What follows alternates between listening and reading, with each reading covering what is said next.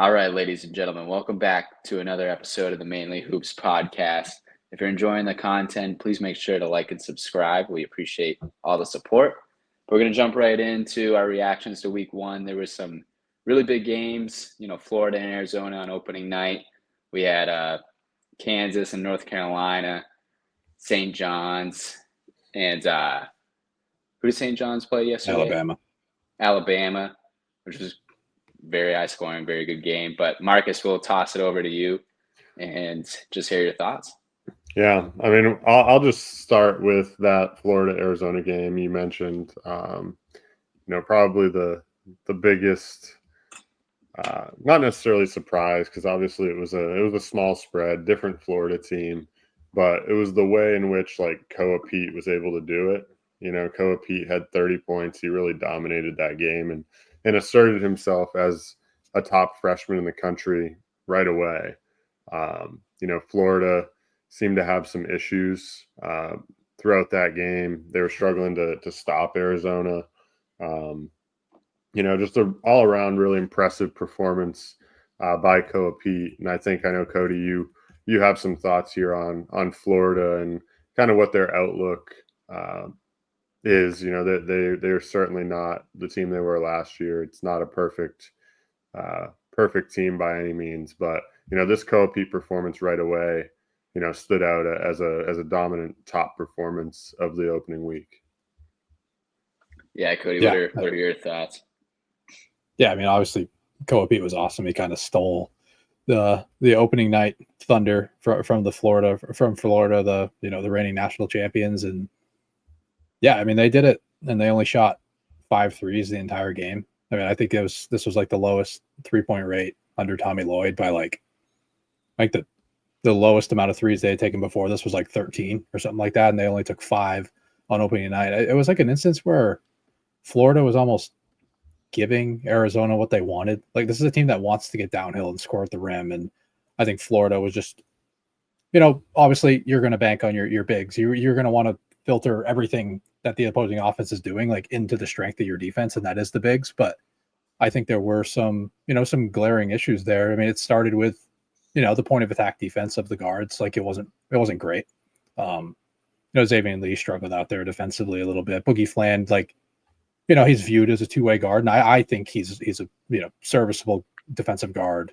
But really, at the worst, I think he's going to be rock solid. But those two guys out there together, I think, kind of got exposed at the point of attack a little bit, and then obviously Koa Pete was able to punch up as a rim scorer. I mean, it was really impressive. Him and Jaden Bradley. Bradley kind of took over that game down the stretch. He finished with 27 points and 7 for 8 at the rim. I mean, those two combined were 15 for 17 at the rim. I mean, just kind of torched Florida. I mean, I don't think that's not gonna happen to Florida.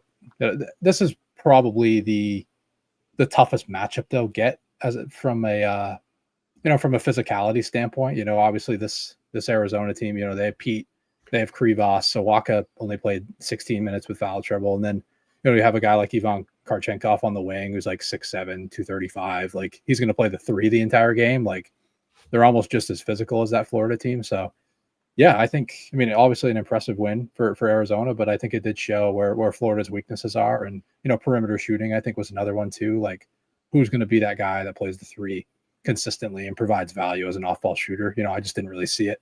Obviously, Florida is going to be great in multiple areas. They're going to be unbelievable on the glass and unbelievable rim offense. But, there's just small concerns offensively, and I think they're, defensively, I think they showed their concerns as well.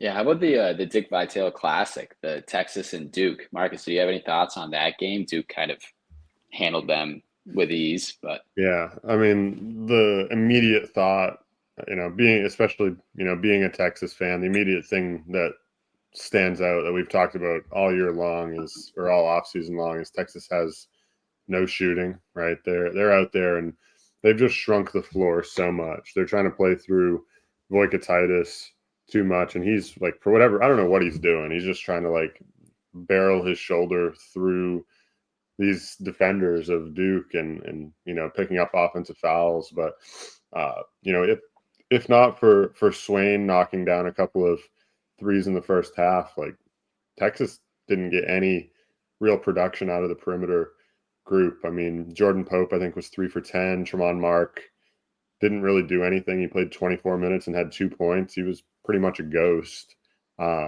This Texas team has real concerns, as we've discussed, at length anyway, but there are real issues with the perimeter, just not having any shooting, especially with some of those lineups they throw out there. It's a tough watch, and it's going to make it real. Like, their defense is good. We saw them really give Duke a hard time. They were up at halftime despite not having any offense, but ultimately, like, Texas not having offense is going to be their detriment down the stretch.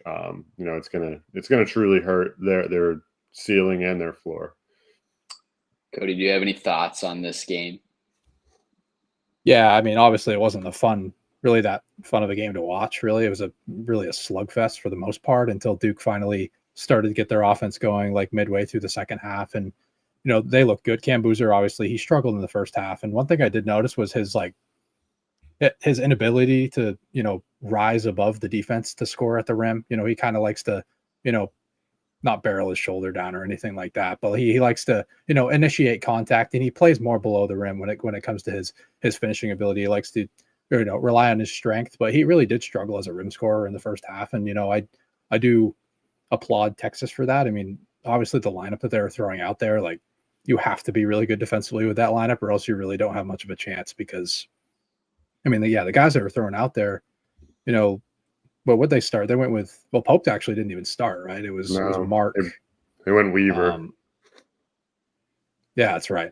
Like, they went basically all defense with that entire lineup, and a couple guys that I would have expected to play a little bit more would have been a guy like Camden Heide or maybe even Simeon Wilcher, but as off-ball shooters at the very least, like, I know they're not fantastic, and I have my issues with Camden Heide playing outside of the Purdue system. Like, I'm just not sure if the shooting talent really translates, and Wilcher clearly hasn't made that leap as a perimeter scorer, or else I think he would have been more involved as an offensive player in this game. But it was all Swain. It was really all Swain, and then like a little bit of Jordan Pope in there making 3 threes. But besides that, it was a pretty clunky offensive performance. I mean, they hung around, they bothered Duke's guards for a decent amount of time, but obviously if you're playing those types of lineups, like, your offense just isn't going to keep up with the elites.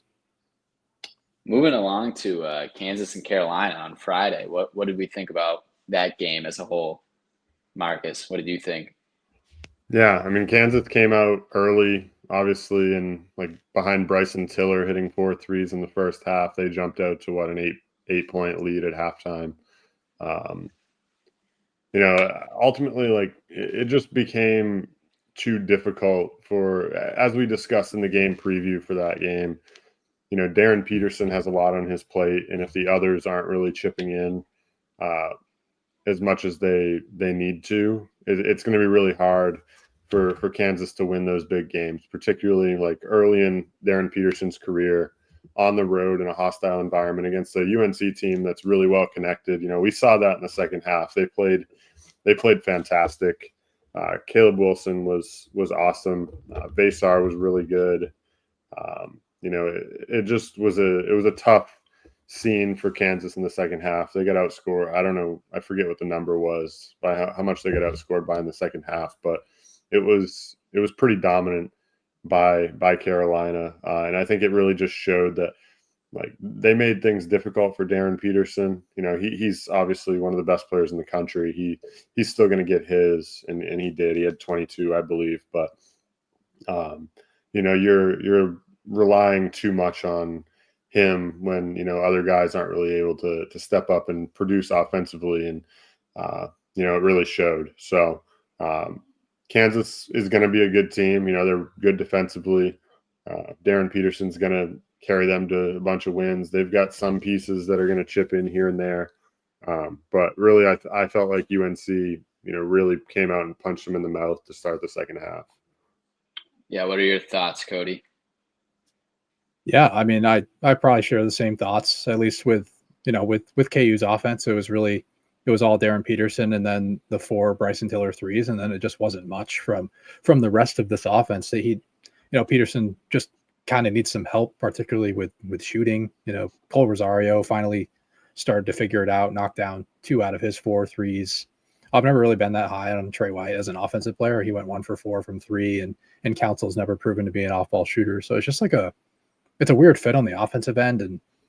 And Bill Self was really addressing the athleticism or the lack of athleticism of last year's team in the portal. And I do think it's going to make them a really good defense in the long run. But I was really impressed with UNC's offense and how connected they felt. I think in the first game, it's a lot of new pieces coming together, and they didn't even really shoot it that well in the first half. But to be able to put up, 58 points in the second half on a Kansas defense that I view as a top 10 defense in the country, I thought it was very impressive.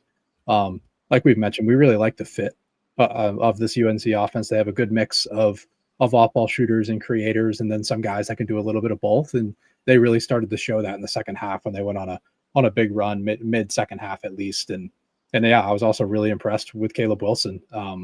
At first with him, I was a little bit worried about his shot diet, before I watched him play at all, but his ability to score at the rim is pretty incredible. All of his finishes around the rim are dunks, and he's going to have a high floor on the offensive end. If he's not knocking down his mid-range jumper, which he made 5 out of 6 of those, he's still going to be able to score at the rim at high volume. So I think he's going to be a really great two-way impact for UNC this year. All right, then moving along to yesterday, there were 2 pretty high-level matchups. We'll kick it off with Bama and St. John's. It was a bit of a scoring frenzy. But Marcus, what was your thoughts on that game? Yeah, kind of exactly what you said. This is not the St. John's defense of a year ago, right? Their point of attack defense is pretty suspect, and we've talked about that a bunch this offseason. The perimeter defense just isn't really there. They gave up 103 points to Alabama, and Alabama looks really good. I was very impressed with them. And Cody, you sent a text about Aiden Holloway. He appears to have really made a leap. Creating off the bounce, being able to finish off the bounce. He's not just a shot fake, one dribble to the side and rise up for 3. He's got a little bit more to him now, which only elevates this Alabama team, right? St. John's, the offense looks good. Zuby Ejiofor is awesome. Hopkins looked good yesterday, but ultimately, if this perimeter defense is going to be like this for St. John's all year, it's going to be awfully difficult. I chuckled at the beginning of the game when Donyell Marshall was saying that, these are 2 teams that are both going to be playing in April. And it's well, there's only 4 teams playing in April. And I'm pretty confident that neither of these teams are going to be playing in April.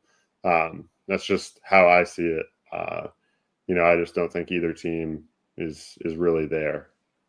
Yeah, that was a bit of a bold prediction to throw out there. But Cody, what were your thoughts on this game? Yeah, it started off with that comment, and I was like, all right, well, we're in for, I don't know if we're in for a fun game really or not, but ultimately, this was a super up and down game, 84 possessions. It was one of the fastest games that we've seen all year. This is up there with, I don't know if anyone's been monitoring the IU Indy games so far this year, just super up and down games. They're playing 90 possessions a game right now on opening night against Ohio State, 118 to 102 that they were able to hang around there. It's a pretty crazy style that they run over there. It's pretty fun if you want to tune into some, mid-major action or low major action, whatever you want to call it. But yeah, I was honestly, I came away with more concerns than positives with both of these teams. Obviously the Aiden Holloway boost as a distributor, I think was rather impressive. Him and Phylon are going to make up, one of the most talented backcourt duos in the country. And obviously I'm really happy for Latrell Reitzel with what he had to go through last year with the torn Achilles. Came back, scored 17, went 4 for 8 from 3. That was impressive. But, the problems with Alabama's defense are definitely there. Their rim protection is a real problem. And, when you play a more passive, drop scheme and your rim protection isn't really there, you're probably going to get diced up as a defense, particularly when you're playing in the SEC. And then, obviously Zuby Ejiofor, really exposed them in that area, scored 27 points in 29 minutes, kind of just dominated them at the rim. But on the other side with St. John's, like the point of attack defense from the guards was rough. And I mean, I think it's a situation where Rick Pitino may have overcorrected in the portal. Obviously he had one of the best defenses in the country, some of the best point of attack defenders in the nation last season. Like the personnel was pretty incredible. They just couldn't shoot the basketball to save their lives. So he went out in the portal and grabbed some shooting. He grabbed 3 guys that, all shot over 35, 36% from 3 on decent volume last year. But like, as I mentioned in their team preview, they were all the worst individual defenders by defensive box plus minus in their rotations. So I know Pitino is a great defensive coach, and you can get that boost from him as a coach. And you're going to have to play with more defensive intensity in order to play on the floor. Like, you've seen Ian Jackson, like in the exhibition games, like just get sent on the bench when he makes a mistake. Like, Pitino is going to harp on, playing his brand of basketball, particularly on the defensive side. But I just don't think players can just flip a switch like that and instantly be plus defenders after being the worst defenders on their roster, at least according to, defensive box plus minus. But it matches the eye test. I don't like what I saw from Stanton either as a defender. It's pretty rough. I think the best defender of those 3 guys is Sellers, and he's really not all that great either. So yeah, I came away with some concerns with St. John's defense, which, is a problem when you're talking about a Rick Pitino coach team. Yeah, then capping off the week, we had Michigan State and Arkansas, Calipari versus Izzo. Marcus, what were your thoughts on that game? Yeah, I mean, obviously my prediction was wrong. I was on Arkansas in the game preview, and they proved me wrong. Michigan State, that is. They I don't know. They kept the possessions low, right? I don't know the numbers exactly, but obviously final score 69-66 in that game. They had 19 offensive rebounds, which was a number that we were like that was an area of strength for Michigan State in this matchup. But yeah, I mean, Michigan State made 1 3. That's, it's what it's exactly what we kind of predicted, but they were able to control the pace of the game, get on the offensive glass, and ultimately that won out. They shot 26 free throws, made 18 of them. So, that's really what it came down to in my eyes. I think, like, I still like Arkansas. It's a true road game, first week of the season. Your best player is a freshman, in Darius Acuff.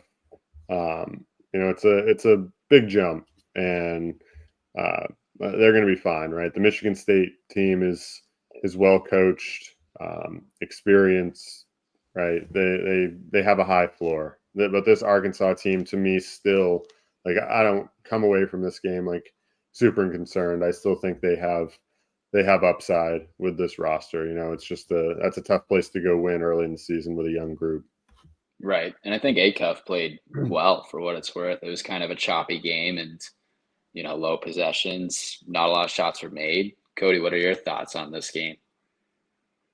Yeah, I mean, Michigan State was just they kept the possession count fairly low, kept it to 68 possessions, which, was really their main formula to win this game, along with getting on the offensive glass. I mean, they just abandoned shot making about a quarter of the way through this game. Like, Kurtang only ends up playing 6 minutes. Trey Ford only plays 15 minutes. Those are like clearly the best 2 shooters on this team. And yeah, Fort was the only guy to make a 3, and 1 for 14. And there was an emergence from Cam Ward, the freshman. He looked like he can hold his own from a physicality standpoint. He had 18 points and 10 rebounds in 23 minutes. He was kind of just sitting on the low block, waiting for an offensive rebound. He was sitting in the dunker spot, just waiting to finish off a play. And, I think I underestimated his physicality. I think he really showed up and played well. But yeah, Sparty was just able to, make this Arkansas team feel uncomfortable. I think, Acuff, it finished with 16 and 6. So like, if this is a bad day for him, like, he's going to be a really, really good player. And then along with Malik Thomas, doing the same thing, having 16 points, went 2 for 9 from 3. Yeah, I don't think he's going to shoot 2 for 9 from 3 all that often. Like, the shot is just too pure, and he's a super talented perimeter scorer. And but yeah, ultimately, it's a tough game to go win, and it was kind of just a rough matchup for them as well. They got kind of hammered on the glass and weren't able to generate runouts as often as they wanted to. I mean, they did get a couple breakaways off of turnovers, which that's another issue to kind of monitor with Michigan State. Like if they want to keep possession counts low over the course of Big Ten play, they need to take care of the ball a little bit better. They turned it over 14 times, so yeah, that's kind of just something to monitor with them. Anything else to add? There wasn't a ton of upsets. I mean, shout out Hawaii Pacific for beating Boise, but anything else to add from you guys? Or yeah, a couple quick things. I mean, like Oregon, I thought they really struggled opening week, right? They beat Hawaii by 1, and I forget who they played. Was it Friday or Saturday? They won by 4. Yeah, they played Rice, won by like 4, even with Jackson Shellstad back. So some concern there with Oregon. Not that we expected them to be a top team, but a little bit better than that. I would have expected. Taman Lipsey, I think he's a player to mention. Like he's well on his way to, trying to get a National Defensive Player of the Year award. He had 10 steals in the opening week, 5 against Farley Dickinson and 5 against Grambling. So, a really impressive opening week for him. And then we'll give Sister Jean a shout out here. Opening night, Loyola Chicago at home knocks down the game-winning 3 against Cleveland State at the buzzer, in her honor. So that was pretty cool. They showed that the next day on SportsCenter. It was a cool moment to open up the season for the Ramblers. All right, Cody, what do you got before we wrap things up? Yeah, I'm not going to mention what happened to Loyola after that. Just, great moment for them. An opening night against Cleveland State. We don't need to talk about anything else with them. But one thing that I will note is that obviously, like everyone that's been watching games, I think can pretty clearly point out that the foul rate is kind of through the roof right now. They're just a point of emphasis on, hand checking, and they're just calling fouls from 25, 30 feet away from the basket. And it could just be from a lack of discipline from these defenses right now. Like they haven't really been around like actual officiating. Like when you play in practice, like nothing gets called. You kind of just let everything go. And some teams bring in refs, some teams don't in the preseason. But yeah, I think most of it is on the points of emphasis that are new this season. They're trying to allow more freedom of movement. They're trying to make this more of an NBA style game. I guess they're trying to, reward the offenses. They're adding the continuation rule and stuff like that. And, in turn, free throw rate it's at its highest since 2014. So it's at 37.8% this year compared to 33% last year. So it's a 4.8% increase, which is, fairly significant, honestly. And also offensive rebound rate is up as well. It's up 1.7% after a week. So I think, teams just emphasizing getting to the free throw line, getting to the rim. I think those teams are going to reap the benefits early in the season. But yeah, it doesn't create for, a super fun brand of basketball. And I don't think it's going to last like into the whole season. Like, I don't think we finished the season with a 37.8% free throw rate. We have had some years, like 2014 finished with a 40.5% free throw rate, which is just insane. That's like what the elite teams were doing in the past couple of years. But yeah, ultimately, I just think, once teams kind of figure out how the games are being called, I think free throw rate's going to go down, and we're going to see a cleaner brand of basketball. We're going to see more freedom of movement. I think we're going to see more shot making as opposed to that. So I do think, yeah, like I said, it hasn't been super fun to watch, but hopefully it kind of gets worked out in the next couple of weeks. All right, let's wrap things up here. As always, thank you for listening to the Mainely Hoops podcast.